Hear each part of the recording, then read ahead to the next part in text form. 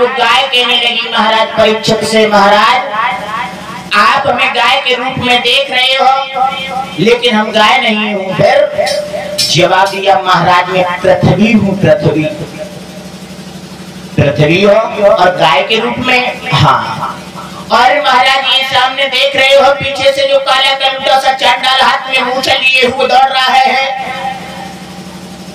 ये कलयुग है। और महाराज अब आगे कलयुग आने वाला है, कलयुग में बहुत बुरे पाप अत्याचार होंगे।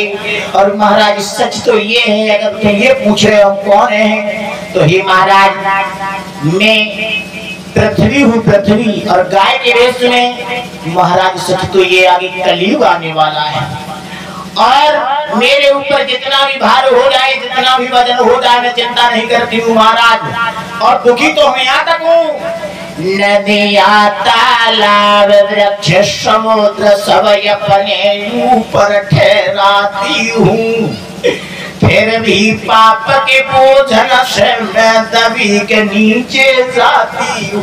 महाराज नदियाँ तालाब वृक्ष समुद्र सब में अपने ऊपर ठहराती हूँ और फिर भी पाप के बोझों से मैं नीचे दबी जा रही हूँ। बहुत पाप अत्याचार हो रहा है।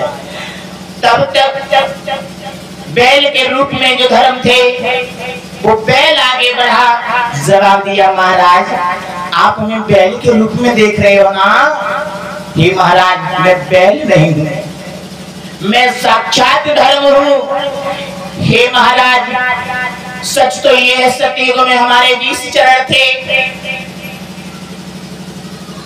जब हम तीनों लोकों में व्यापक थे, हर एक इंसान के हृदय में धर्म की भावना थी।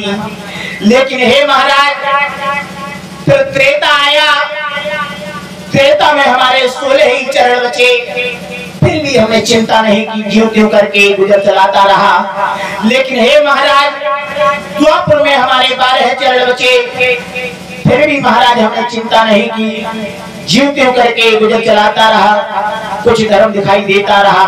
लेकिन महाराज आगे ये देख रहे हो ना सामने कलयुग है, और कलयुग आ जाएगा ना तो बहुत पाप अत्याचार हो।